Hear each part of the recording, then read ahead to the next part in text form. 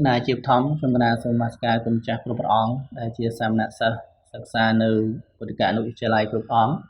សួស្តីបងប្អូនសិស្សានុសិស្សដែលសិក្សានៅពុទ្ធិកអនុវិទ្យាល័យគ្រប់អង្គគ្រប់រូប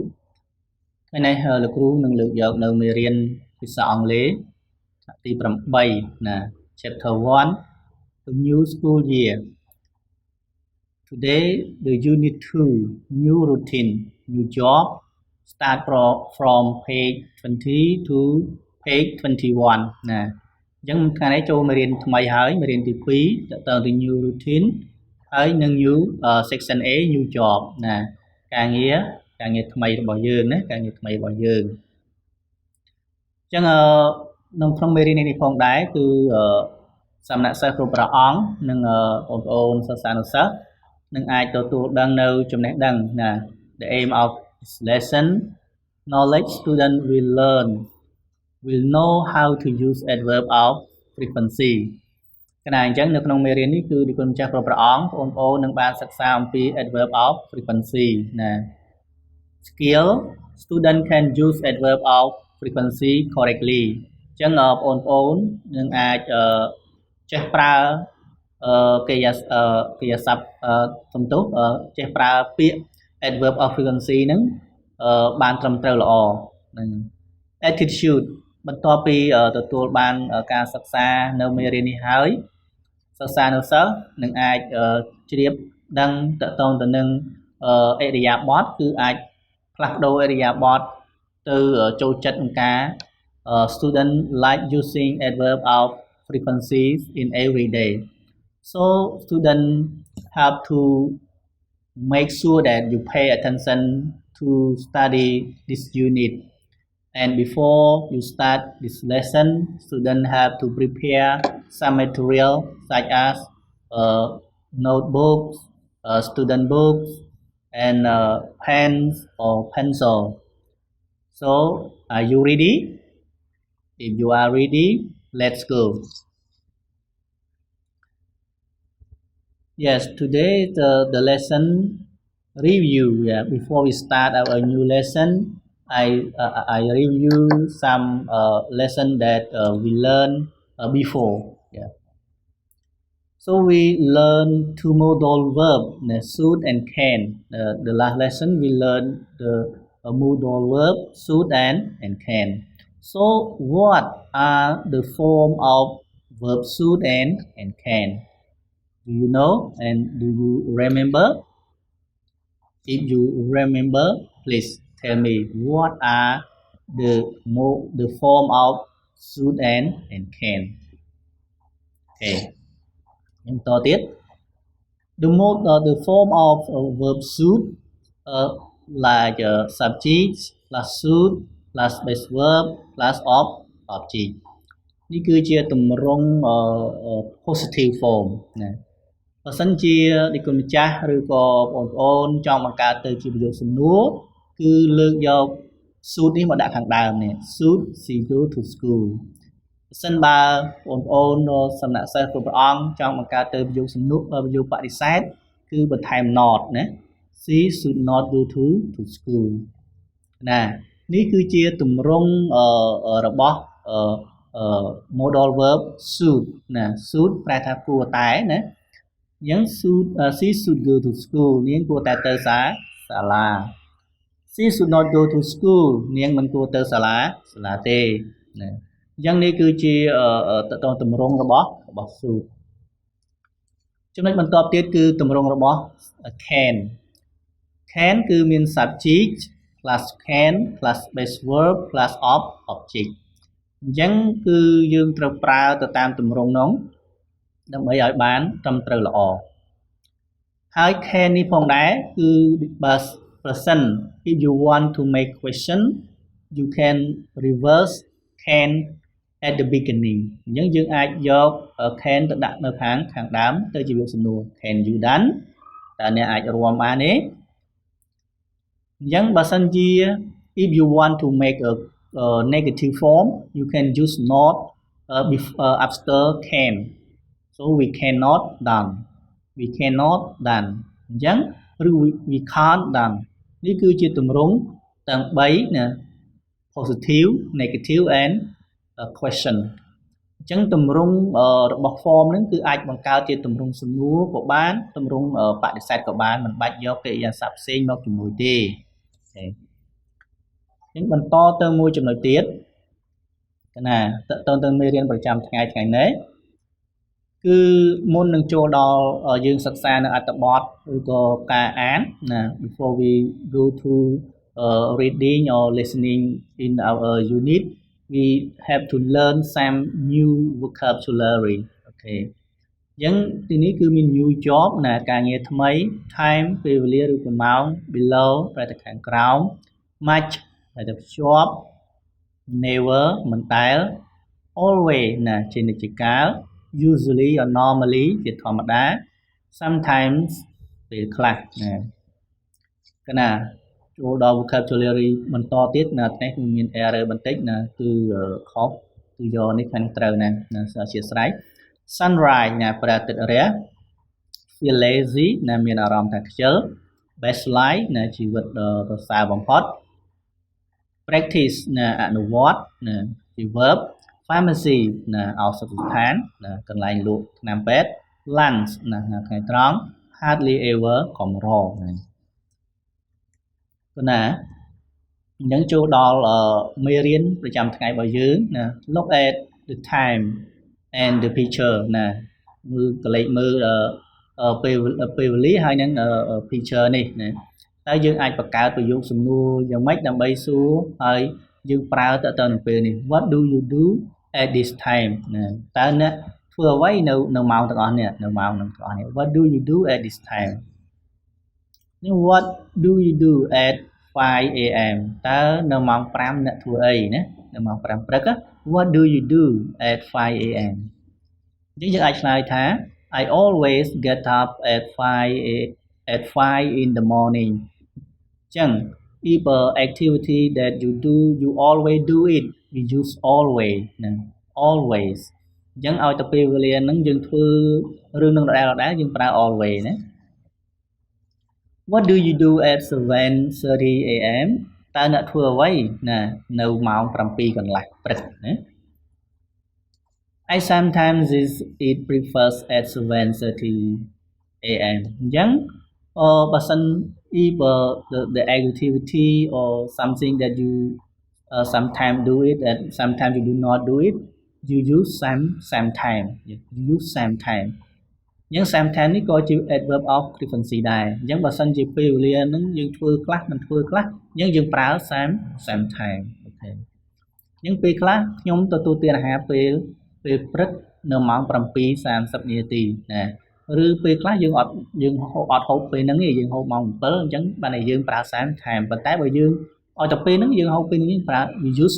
always គឺជានិច្ចកាល 100% តែម្ដងWhat do you do at 1 in the afternoon ណាតើម៉ោង 1 រសៀលអ្នកធ្វើអ្វីអញ្ចឹង I usually go to school at 1 in the afternoon អញ្ចឹងខ្ញុំតែងតែទៅសាលានៅពេលអីគេនៅម៉ោង 1 ពេលរសៀលអញ្ចឹងបើជាធម្មតាយើងទៅយើងប្រើ usually អូខេគណៈនេះគឺជាពេលវេលាណាបើសិនជាយើងចង់សួរអ្នកណាធ្វើអ្វីអ្នកណាធ្វើអ្វីនៅម៉ោងប្រហែលគឺយើងប្រើប្រយោគទាំងអស់ហ្នឹងណាយើងប្រើប្រយោគទាំងអស់ហ្នឹងហើយបើរបៀបឆ្លើយ the way that you answer you have to think that or something that you do you always do or sometimes do or you usually do you use the adverb of frequency according to the activity or the something that you doអញ្ចឹងបើសិនជាយើងឆ្លើយគឺយើងឆ្លើយទៅតាមសកម្មភាពរបស់យើងបើពេលខ្លះយើងធ្វើវាពេលខ្លះយើងមិនធ្វើទេយើងប្រើ sometime ប៉ុន្តែបើពេលយើងតែងតែធ្វើវានៅម៉ោងហ្នឹងយើងប្រើ we use always ហើយបើជាធម្មតាជារឿយៗជាធម្មតាយើងទៅយើងប្រើ usually or normally នេះគឺជាការប្រើប្រាស់ time របស់adverb of frequency ហ្នឹងឯងណាចូលដល់មកចំណុច listening ណា listening នេះគឺដូចគុណចាស់លោកអង្គបងប្អូនទៅយកចិត្តទុកដាក់ស្ដាប់ដោយយកប្រុងប្រយ័ត្នដើម្បីទទួលយកនៅចំណេះដឹងណាអញ្ចឹង listen to the story and match them to the picture below តើអ្នកណានិយាយអ្នកណារូបទី1ជាអ្នកណារូបទី2អ្នកណាជាអ្នកនិយាយរូបទី3ជាអ្នកណាជាអ្នកនិយាយហើយគេឲ្យស្ដាប់ភាសាទៀតហើយយើងគិតថា who has the best life តើអ្នកណាដែលមានជីវិតប្រចាំថ្ងៃល្អបំផុតណាអញ្ចឹង so we start to listen to it together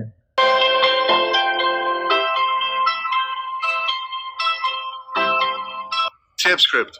1.2.1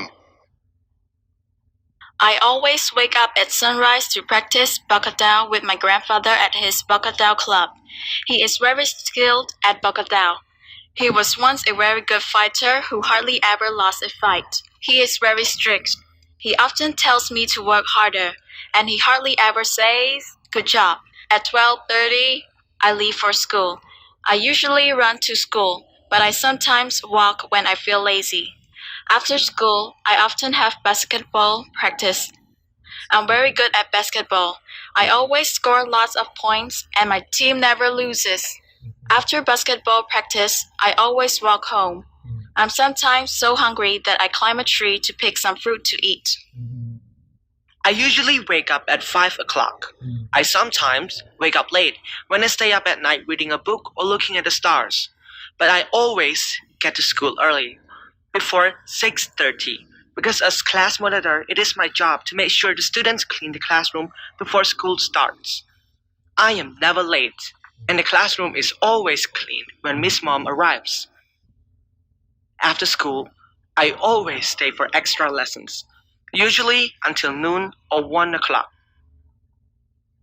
I always stop at the photocopy shop on my way home because as class monitor, it is my job to make copies of the exercises for class the next day. In the afternoon, I go to my family's pharmacy to help out. It is unusually very busy, so I often practice playing the traditional instrument I play called a cloy. I usually wake up at 6 o'clock. I never eat breakfast. Instead, I sleep late. I hardly ever walk to school because I'm too lazy. My brother usually brings me to school on his bicycle. I often get bored at school because I'm so smart and I know everything already. But I always enjoy dance class. I am an amazing dancer, so the teacher often asks me to help my classmates learn new steps. When school ends at 11 o'clock, I always go to the market where my family sells clothing and eat lunch with my mom. After lunch, I stay at the market to sell clothes. I always earn a lot of money because I know so much about fashion. After I finish at the market, I often go to learn traditional dance. Then I go home and eat dinner with my family. End of tape script 1.2.1ណាអញ្ចឹងបន្ទាប់ពីស្ដាប់នៅtape script 1.2.1 what do you get the information from these people តើនិគុណបានទទួលព័ត៌មានអ្វីពីពួកគាត់ទេណាអញ្ចឹងតកតងទៅនឹងរូបភាពនេះគេឲ្យថា listen to the story and match them to the picture below អញ្ចឹងដោយសារពួកគាត់when they speak they don't talk about their name so I tell you the first photo is Votay, the second photo is Liwan, the third one is Pisay អញ្ចឹងខ្ញុំកណាសង្ខេបបន្តិចទៅតងបកប្រែទៅចុះគឺវតីគាត់គឺចូលចិត្តហាត់នៅល្បុក្កតោជាមួយជីតារបស់គាត់ហើយគាត់ក៏ពូកែលេងbasketball ដែរណាគាត់ពូកែខាងកីឡានេះគឺជាជីវិតប្រចាំថ្ងៃរបស់គាត់ចូលចិត្តហាត់ល្បុក្កតោជាមួយជីតារបស់គាត់ហើយជីតារបស់គាត់ហ្នឹងក៏ជាអ្នកពូកែខាងកីឡាដែរចំពោះលីវ៉ាន់វិញណាចំពោះលីវ៉ាន់វិញគឺគាត់ពូកែគាត់ខាងជាប្រធានថ្នាក់ណាហើយគាត់ក៏ចូលចិត្តខាងផ្លុំខ្លុយណាថាគាត់ជំនាញខាងផ្លុំខ្លុយផងដែរហើយគាត់តែងតែក្រោកហើយទៅដល់សាលាមុនគេហើយរៀបចំបន្ទប់ថ្នាក់ហ្នឹងឲ្យបានស្អាតល្អហ្នឹងចំពោះគាត់ហើយគាត់ក៏តែងតែទៅចេញទៅក្រៅដើម្បី copy ឯកសារឲ្យមិត្តគុំថ្នាក់ដែរនេះចំពោះលីវ៉ាន់ណាជីវិតរបស់លីវ៉ាន់ កម្មភាពចំពោះពិសីវិញគាត់ពូកែរូបរឿងគាត់ថាគាត់ចូលសាលាគាត់ធុញគាត់ពូកែអស់ហើយគាត់ដឹងអស់ហើយហ្នឹងហើយជាពិសេសគាត់ចូលចិត្តរាំណាគាត់ជាជំនាញខាង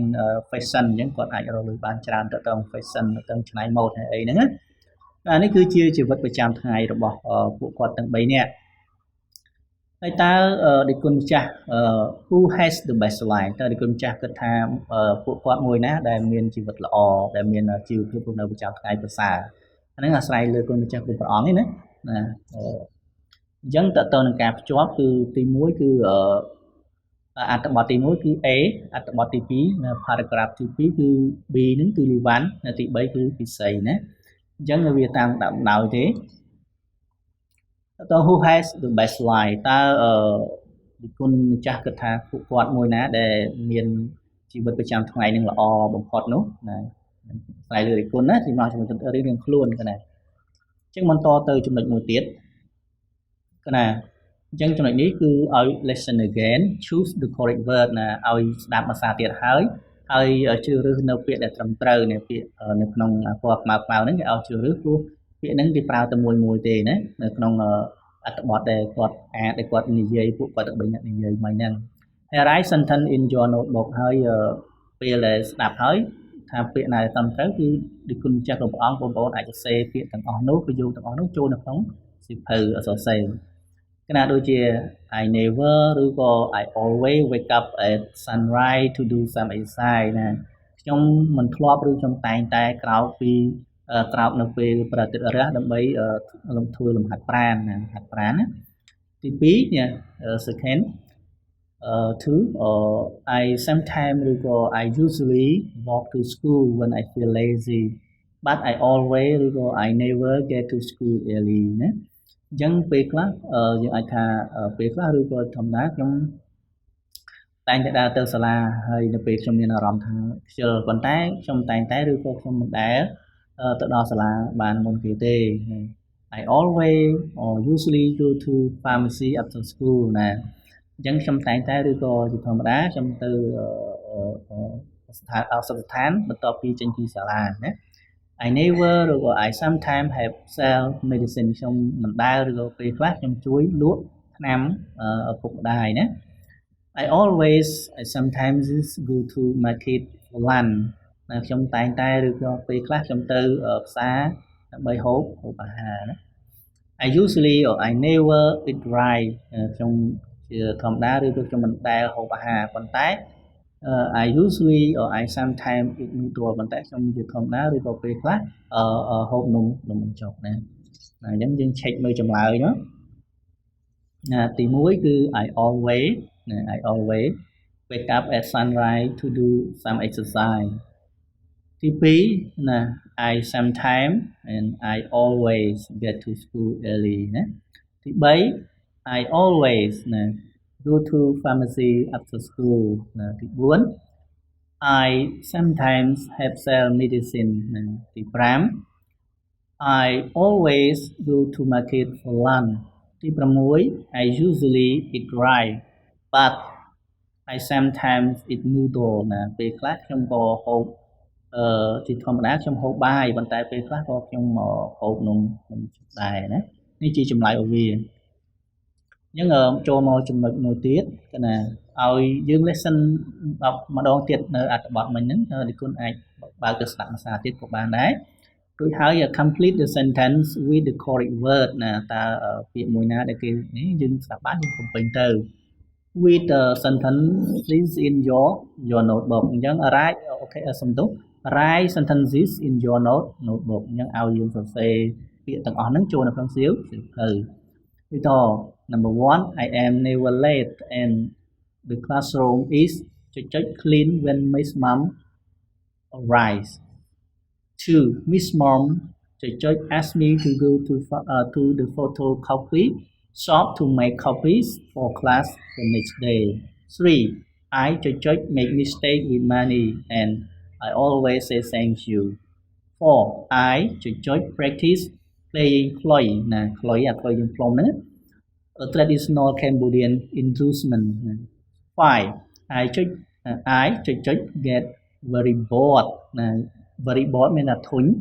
at the market but I earn a lot of money 6 I read fashion magazine before I go to school អញ្ចឹងយើងបានស្ដាប់ម្ដងទៀតទៅតើនៅក្នុងចំណុចហ្នឹងពួកគាត់បានប្រើadverb of frequency មួយណាណាអញ្ចឹងបើចង់បានចម្លើយតើយើងបកទៅស្ដាប់វាបានភាសាទៀតណាបើយើងអត់ទាន់ច្បាស់អញ្ចឹងនេះគឺជាចម្លើយរបស់វាណា answer របស់វាគឺទី1គឺ I always ទី2គឺ sometimes ទី3គឺ never ណាទី4 sometimes ទី5 sometimes និង usually ណា sometimes និង usually ទី6គឺ always ណានេះគឺជាចម្លើយណាបើសិននេះគុណចង់ស្ដាប់ភាសាទៀតគឺគុណអាចចូលទៅអាន text ខាទៅស្ដាប់ text ភាសាទៀតក៏បានដែរនឹងបើចង់អានចង់ practice listening practice listening ណាឥឡូវចូលដល់ចំណុចមួយទៀតគឺតើតើទៅនឹង look at the picture and use the picture and words involved to ask and answer question អញ្ចឹងយើងក៏លេខមើលរូបភាពនេះហើយយើងយកពាក្យទាំងអស់ហ្នឹងដើម្បីឆ្លើយនិងសួរគ្នាណានៅក្នុងថ្នាក់អញ្ចឹងយើងប្រើនឹងប្រយោគទាំងអស់ហ្នឹងយើងមើល How often do you arrive at school early តើតែងតែទៅដល់សាលាមុនគេដែរទេអញ្ចឹង I never arrive at school early ណាខ្ញុំមិនដែលបានទៅសា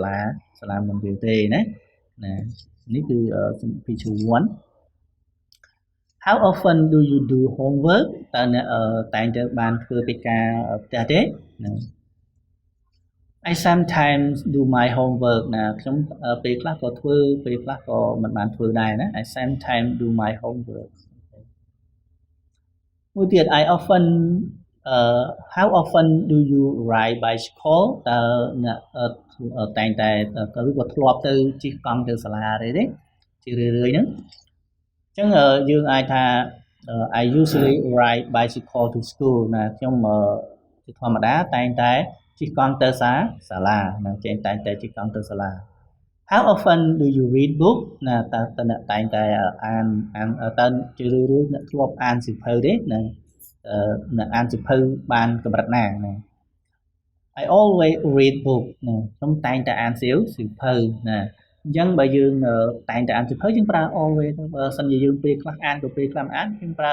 sometimes ណា I sometimes read book ណា I sometimes read book នេះគឺជាការប្រើ sometimes ប្រើ usually ប្រើ always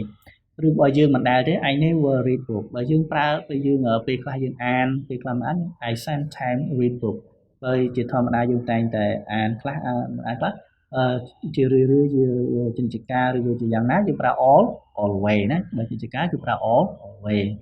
នេះគឺជាការបង្កើតសំណួរហើយនឹងរបៀបនៃការឆ្លើយសំណួរដោយប្រើ adverb of frequency ក្នុងការឆ្លើយបង្ហាញពីសកម្មភាពដែលយើងធ្វើណាតែអញ្ចឹងចូលដល់ចំណុចទី3គឺ student evaluation តើតើទៅនឹងការវិយតម្លៃសិស្សណា What are the adverb of frequency that you study today ណារៀន adverb of frequency ណាខ្លះណាអញ្ចឹង the adverb of frequency that I study today are always usually sometimes never often ណា hardly ever ក៏នឹងមាននៅក្នុងអត្ថបទ listening ណាអញ្ចឹងខ្ញុំគាត់លើកយកមកបន្ថែមនៅក្នុងហ្នឹង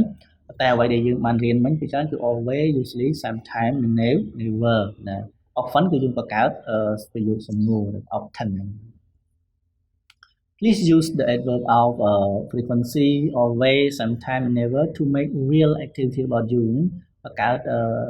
ប្រយោគ1ប្រយោគ2ប្រយោគ3ប្រយោគដោយប្រើ adverb of frequency always sometimes never អញ្ចឹងគុណអាចបង្កើតបានទេណាបង្កើតខ្លួនឯងទៅតើពេលខ្លះអ្វីដែលគុណតែងតែធ្វើវាហើយពេលខ្លះធ្វើពេលខ្លះមិនធ្វើអ្វីទៅណាអញ្ចឹងអាចថា I always wake up at 6 in the morning I sometimes ride bicycle to school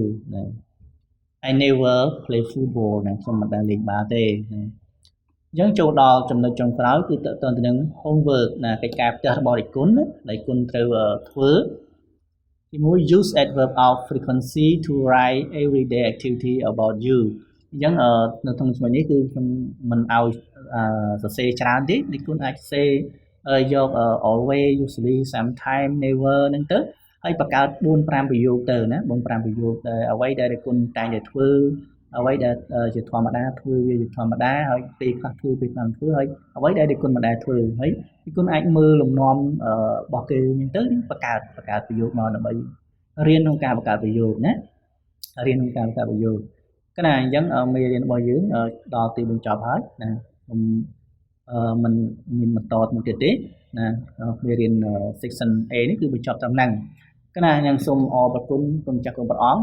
ដែលបានយកចិត្តទុកដាក់ក្នុងការស្ដាប់វីដេអូមេរៀននេះនិងអរគុណបងប្អូនសិស្សានុសិស្សដែលយកចិត្តទុកដាក់ក្នុងការស្ដាប់មេរៀនផងដែរណាសូមប្រទានពរគុណចាស់គុណព្រះអង្គឲ្យជោគជ័យក្នុងការសិក្សានិងបងប្អូនឲ្យជោគជ័យក្នុងការសិក្សាដូចគ្នាណាសូមថ្វាយបង្គំលាសូមជម្រាបលា